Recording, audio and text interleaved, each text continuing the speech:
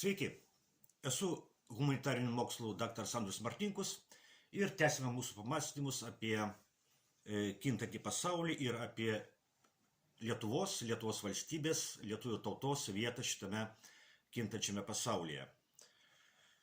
Dėkuoju už jūsų palaikymą, už jūsų komentarus, už jūsų patiktukus. Na kągi, praėjusią savaitę buvęs kandidatas į Lietuvos prezidentus Eduardas Vaitkus lankėsi Baltarusijoje, kur vietos žiniasklaidai pasakė lygiai tą patį, ką jis sakė ir sako Lietuvoje. Vaitkus kalbėjo apie Lietuvos prezidentų rinkimus, apie pažeidimus, kurie buvo tų rinkimų metu, apie politinę padėtį Lietuvoje, apie Lietuvos valdžios vidaus ir užsienio politiką. Kalbėjo jis kritiškai, kalbėjo negražiai apie Lietuvos valdžią, kaip jis kalba ir Lietuvoje. Žinome, kad Eduardo Vaitkaus ir Lietuvos režimo santykiai nėra geri. Bet nieko naujo, nieko tokio, ko nebūtų kalbėjęs Lietuvoje, Vaitkus Baltarusijoje nepasakė. Tik tai buvo pasakyta rusų kalba ir pasakyta Baltarusijos sostinėje Minske. Tačiau, nežiūrint to, kad nebuvo pasakyta nieko naujo, Vaitkaus kelionė ir pasisakymai sulaukė didžiulį pasipiktinimo tarp Lietuvos režimo atstovų ir netgi tarp kai kurių tų, kurie vadina save opozicija. Kodėl taip atsitiko? Taip atsitiko todėl, kad Lietuvos režimas Baltarusijos režimą laiko priešišku Lietuvai režimu. Lietuvos režimo požiūriu Baltarusijos režimas yra blogas režimas. Tai yra Rusijos sąjungininkas, o Rusijos režimas yra pats blogiausias režimas pasaulyje. Rusija užpuolė Ukrainą, agresyviai Rusija užpuolė taikę Ukrainą ir dabar Ukraina kariauja ne tik už save, bet ir už Lietuvą ir už visą civilizuotą ir demokratinį pasaulį, taigi už mus visus. Todėl negali būti jokių derybų su Rusija tol, kol Rusija nebus nugalėta mūšio lauke Ukrainoje. Negali būti jokių kalbų apie taiką tol, kol Rusija nebus nugalėta kare Ukrainoje. O kadangi Rusija dar nėra nugalėta mūšio lauke, karas Ukrainoje turi būti tęsiamas. Lukašenkos režimas Baltarusijoje yra Putino režimo sąjungininkas, todėl Lietuvos režimo požiūriu Vaitkaus kelionė į Baltarusiją yra kelionė į priešo teritoriją,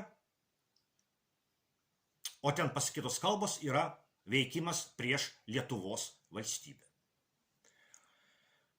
Prisiminkime, kad Lietuvos režimas neleido skristi per Lietuvos oro erdvę Serbijos prezidentui Aleksandrui Vučičiui ir Slovakijos ministrui pirmininkui Robertui Fico, kurie vyko į Maskvą, kai Rusija šventė pergalės didžiajame tėvynės kare 80 metų sukaktį.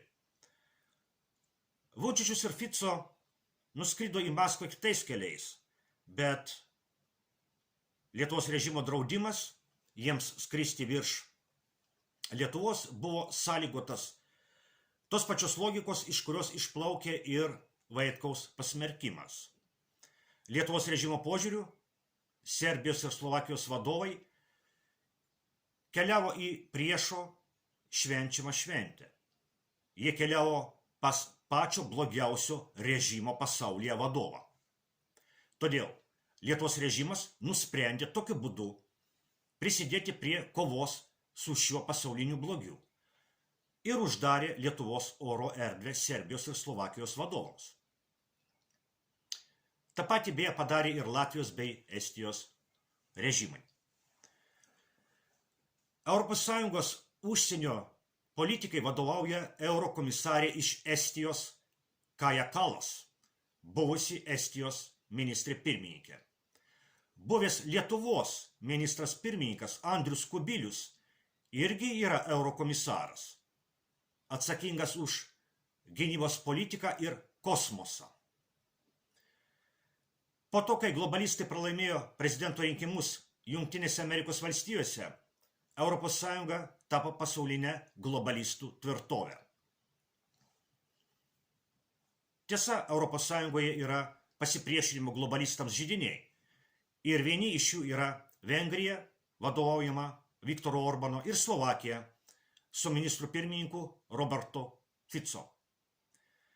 Taigi eurokomisarė iš Estijos, globalistė Kaja Kallas, pareiškė, kad Robertas Fico, keliaudamas į Maskvą, pasirinko neteisingą istorijos pusę. Neteisingą istorijos pusę. O aš manau, kad yra atvirkščiai.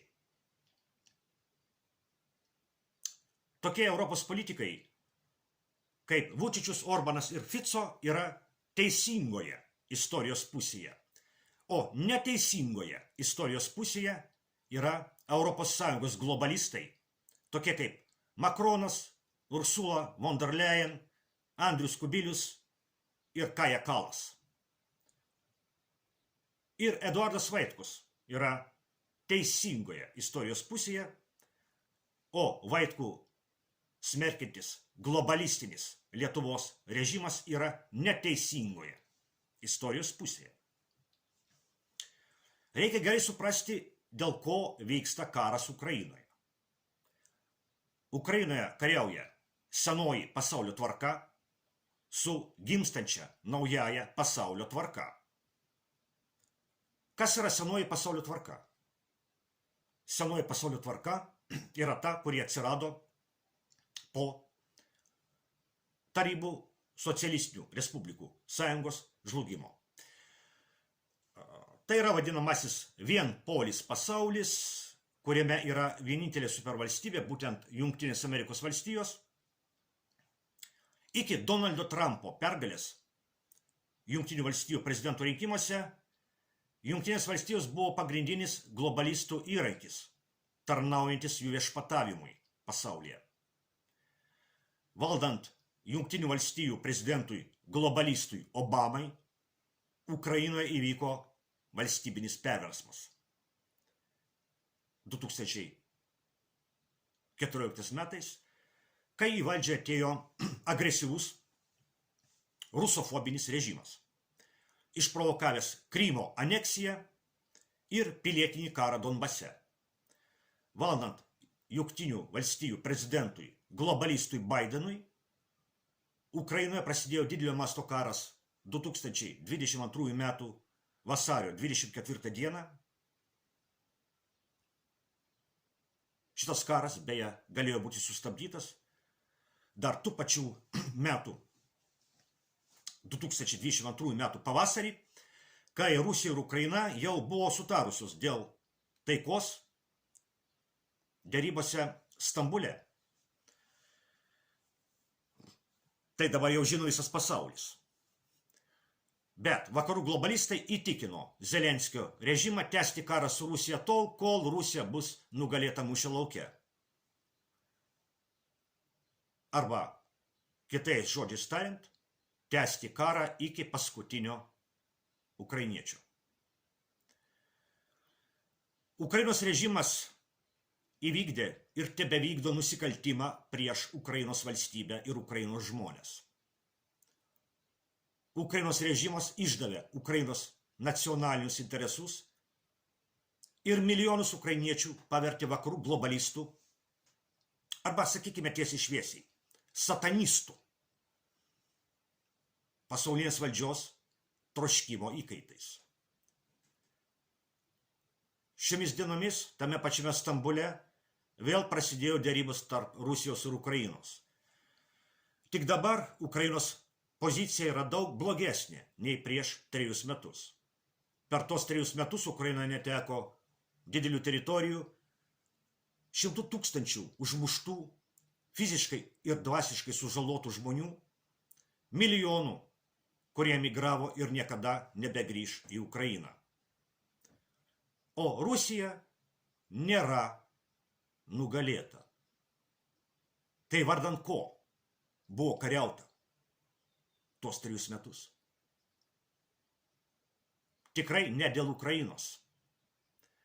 Tuos 3 metus buvo kariauta dėl vakarų globalistų ir satanistų noro nugalėti Rusiją. Bet Rusija nėra nugalėta. Tai kas yra teisingoje istorijos pusėje? Aš esu tikras, kad teisingoje istorijos pusėje yra Eduardas Vaitkus ir visi tie, kurie nenori, kad Lietuva žūtų kare su Rusija vardan Dievo priešų, vakarų globalistų ir satanistų troškimo patenkinimo. Ačiū už dėmesį ir iki kitų kartų.